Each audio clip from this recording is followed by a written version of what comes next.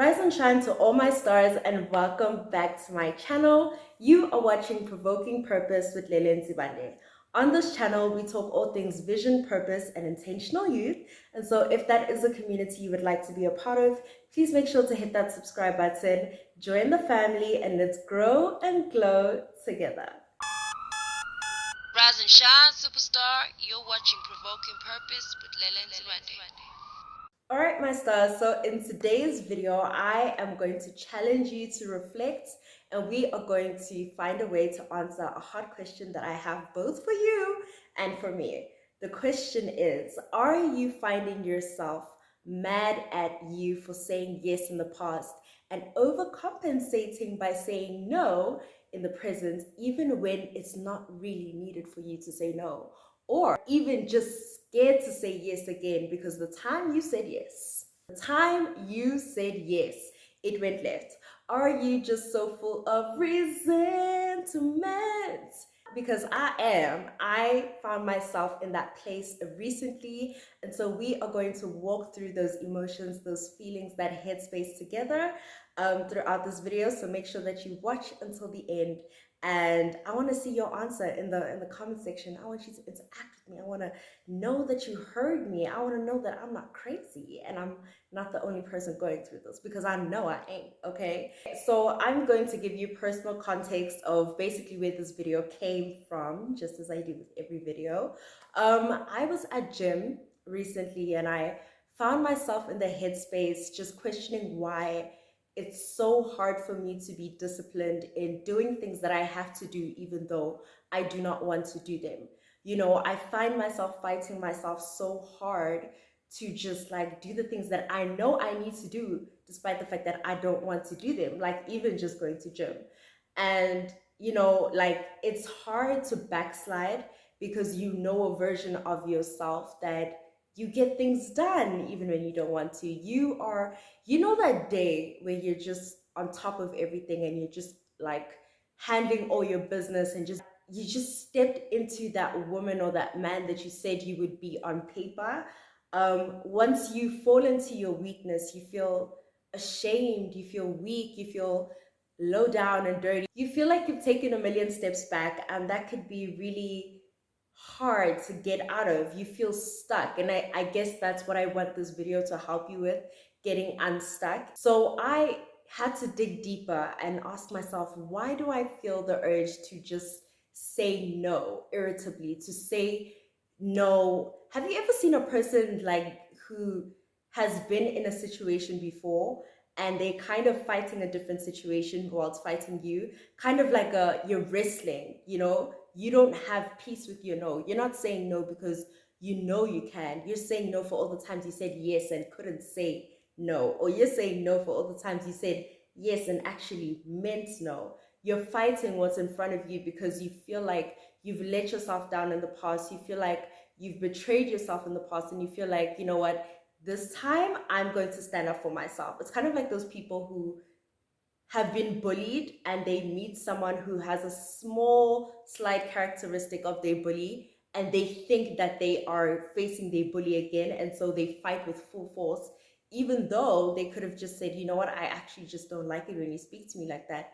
Can we learn how to communicate better?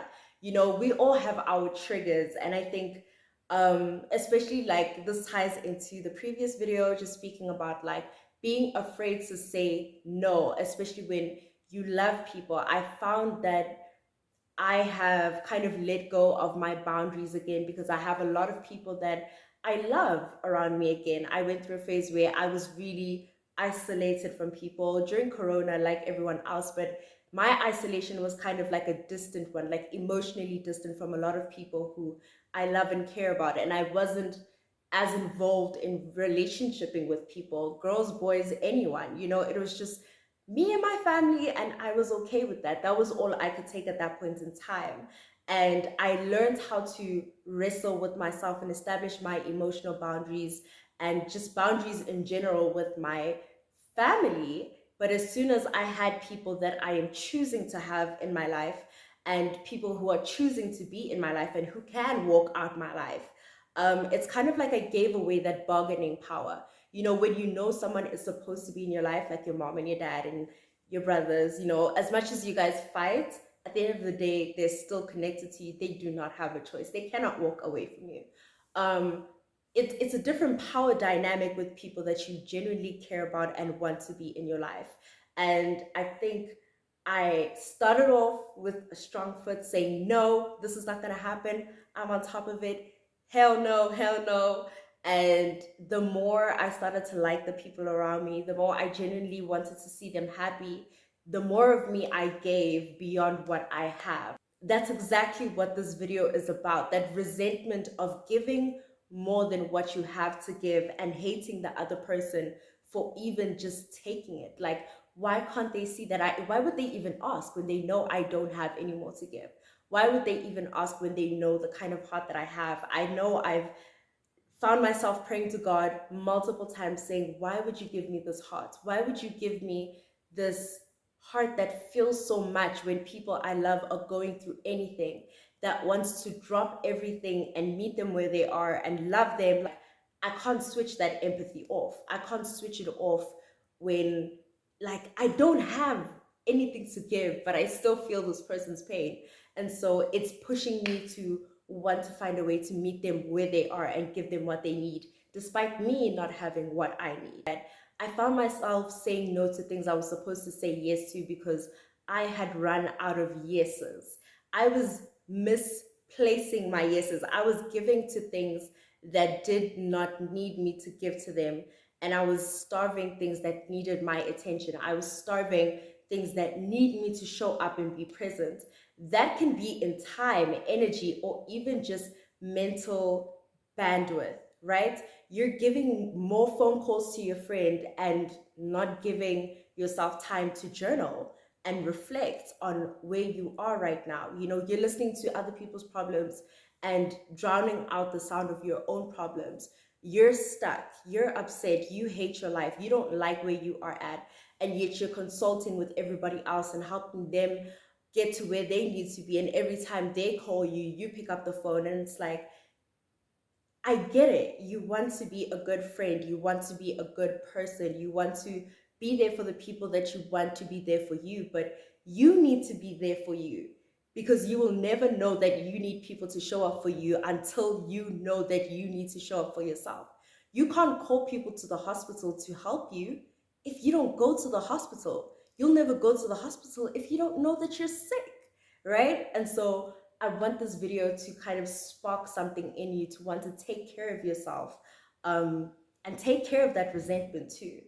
This feeling of resentment that you are experiencing, or that I am experiencing, is a feeling of self-betrayal. Why am I not showing up for myself as I show up for other people that I care about?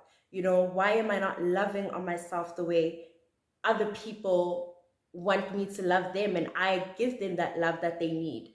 It's very easy when you struggle with codependency to think that when you meet other people's needs, they should reciprocate by meeting your needs.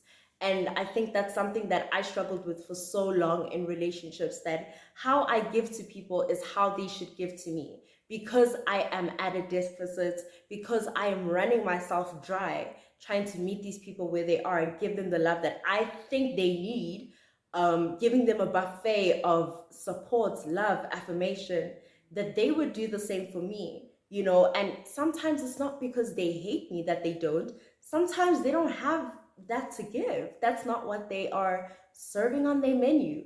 And sometimes they just don't owe me that because they never asked me to show up for them in that way. And it's like that resentment comes from, I'm giving, I'm giving, I'm giving, and no one is giving to me. Why don't I just give to myself? And I think once you go through your self-love journey and you know yourself to be able to give to yourself, it's an even more intense feeling of resentment, because you know what it's like when you are functioning in your own life, when you are giving to you enough and letting people live in the overflow of you loving yourself. I went to gym and now I'm in a good mood. So everybody gets to experience that good mood. And so people feel cheered up by just being around me. I went through a phase in my life where people used to just ask me, why are you so jolly all the time? Like, why are you just always, in a good mood? And I know that people who would come around me would, that would rub off on them, because it's not like I'm saying your problems don't exist. I'm like, this is how I'm seeing life right now. This is my lens. It's beautiful. Let me share my lens with you. And they basically got to live in the overflow of me taking care of myself. It's a silly example, but it's a very applicable one, in that once you start to take care of yourself, once you put that oxygen mask on yourself, you're able to help people get to where they need to be. And I know I specifically wanted to film this video because I understand codependency. I struggle with it so much, and every time I think I've just gotten through it and I've overcome it, and now I'm more aware, it comes to me in a different way. It always comes to me when I'm enjoying a relationship, because I enjoy it so much. I want to be consumed in it. I want to live in his skin, or I want to be with my best friend all the time. And it's like, I know my needs, but for some reason, I will sacrifice my needs just to enjoy the immediate pleasure of being with that person and feeling loved and feeling needed and feeling worthy of being loved, because I am there for you 24/7, and I answer the phone no matter what time you call me, and I give you money if you need it, and I am just giving, giving, giving, giving, giving, and I will always make a plan to give you. Whatever you need, you can always count on me. I am not God. I am not God. You cannot always count on me. And sometimes you need to count on yourself. A video I was watching on codependency, this woman described it as, codependency is when you are over functioning in someone else's life and under functioning in your own. That feeling of under functioning leaves you with an emptiness and a feeling of resentment. You're angry because you're not progressing, but the people that you're loving around you are. Why? Because they have their own support and they have yours. They're eating twice, you're eating none, and you're kind of upset that you're not seeing results and you're not seeing yourself grow. I understand and I empathize with you for wanting to love that hard, but if it is to your own detriment, we kind of need to learn how to slow it down. We need to learn how to kind of restrain ourselves. And I want to talk about that in a different video, about setting boundaries with yourself about your emotions, being able to say, you know what, I really want to show up for this person, but I just can't right now. I need to show up for myself. I want to take this phone call and cheer my best friend up, but I need to go to gym. Otherwise, I'm not going to be cheered up. You know, I want to speak to my person all night or to my mom all night. I have a test tomorrow. I cannot sacrifice that in order to create their joy and happiness. And I found that I became a very sacrificial lamb kind of person. I sacrificed the most important things in my life just so that I can love you to the point where you feel so loved that you can never even, like, it comes from so many deep places of insecurities, because it's like, first of all, that kind of love is ego, right? Because you care about what that person thinks about your love.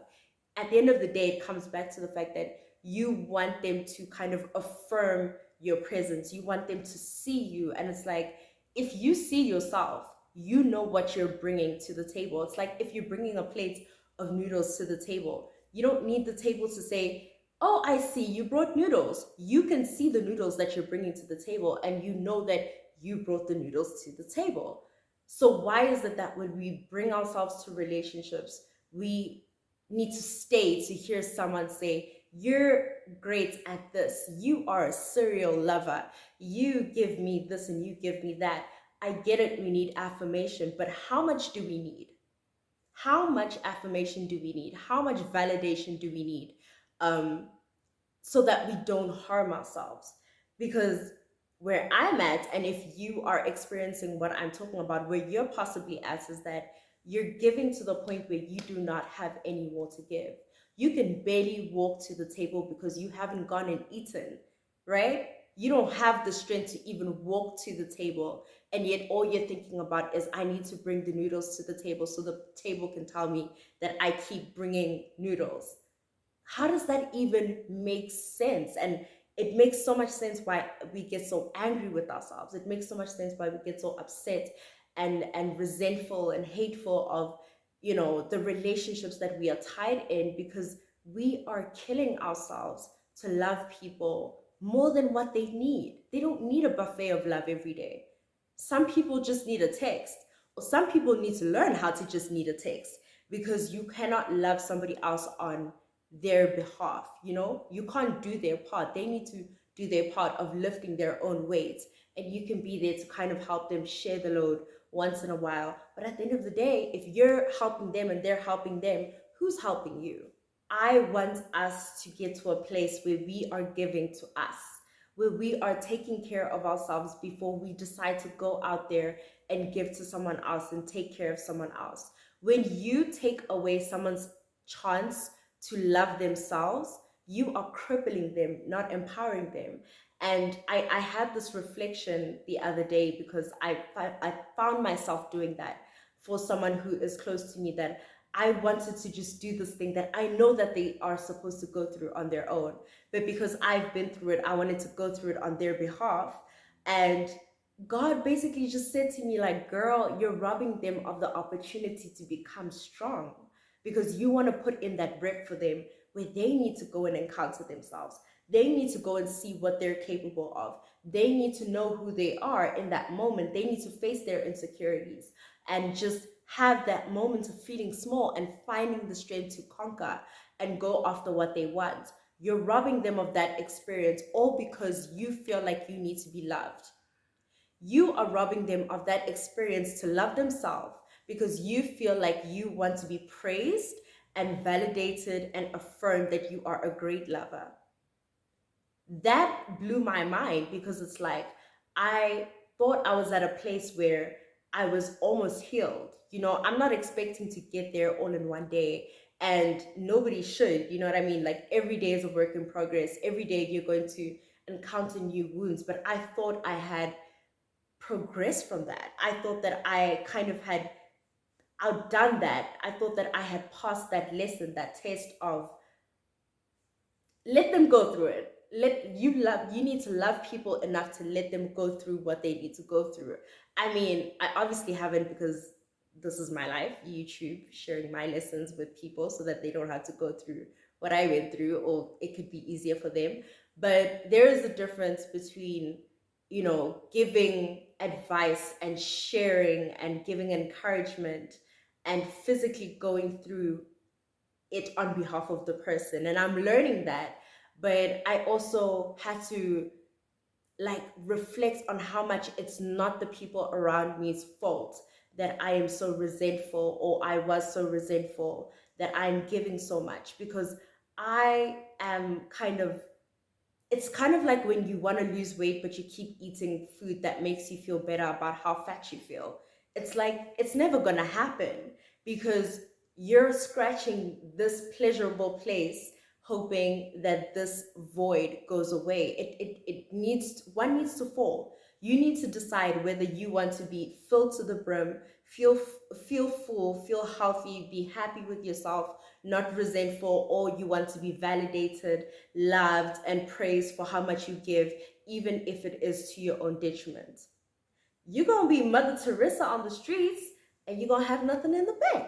That's exactly what it is. You can give like Mother Teresa. If that is your calling, go for it. But at the end of the day, you have to know that everything has a check and a balance. If you're going to give everything you have, you're going to have nothing. You're going to have nothing left to give unless that giving is reciprocal and multiplied towards you. You cannot guarantee that with another individual. There is a level of expectation that you can have with your friends and family and people in your life, but you cannot have a entitlement to be reciprocated in the way that you give, because the way that you and I are currently giving is harmful. And if everybody gave that way, nobody would be all right. You know what I'm saying? Nobody would be happy. Everybody would hate giving. The reason why you hate giving is because you giving when you have nothing. If you ask a poor person to give you 1 rand, they will fight you. They will really fight you. They will hate you so much because they don't have anything to give. If you ask a rich man to give to someone who doesn't have, he's living in overflow. He's living in overflow and he understands his finances. He is a steward over his finances. A rich person will never give away all their money and leave themselves with nothing. They will give away and make sure that they have a source coming in, and they make sure that their storehouse is still full. And this brings me back to like a podcast I was watching. I was watching the Know for Sure podcast by B. Simone and Megan A. Brooks, and they had one of their friends on, and she was basically speaking about taking inventory about where you are in your relationships, in your career goals, in everything that you desire.